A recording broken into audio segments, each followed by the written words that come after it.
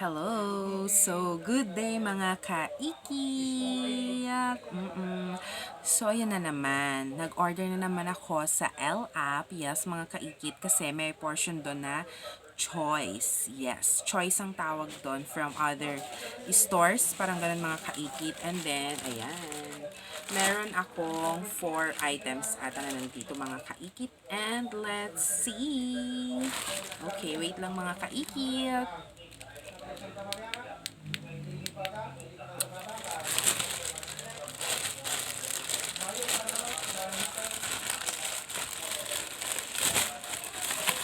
Oh no!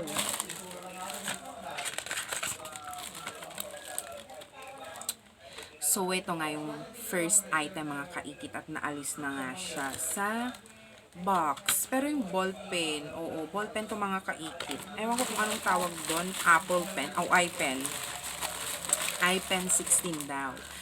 So, this one, o diba? Parang 37 or 38, 12 pieces ko na siya nabili. So, more likely around 3 pesos and so on and so forth. And we'll see kung, anong tawag dito? Effective or maganda siyang pangsulat mga kaikit. But anyways, ayan siya.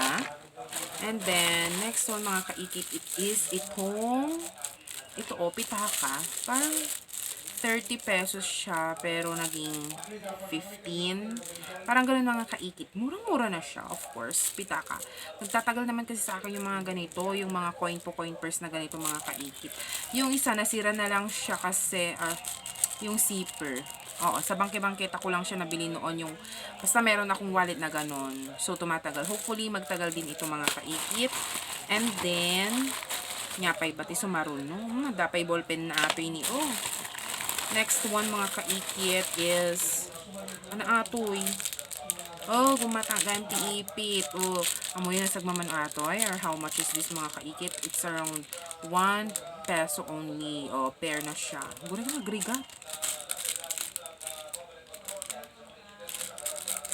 Ayan. So, ito na siya. Ito. Ewan ko kung maganda siya or what. Pero, kung piso lang naman siya mga kaikit, pair na siya, okay naman na. Diba? Plakado naman siya mga kaikit. Pang-ipit. Ayan. So beautiful. So ganda. Ayan. Hopefully, itong mic ko is effective siya ngayon. And then, lastly mga kaikit is yung bag. Kasi nga, oh, pang swimming or anything, diba? Ito yung binili ko, kulay black. Ayan. So, we'll see. So, talaga naman, syempre, expect mo mga kaikit, manipis lang naman talaga siya. Pero masasabi ko lang mga kaikit is malaki.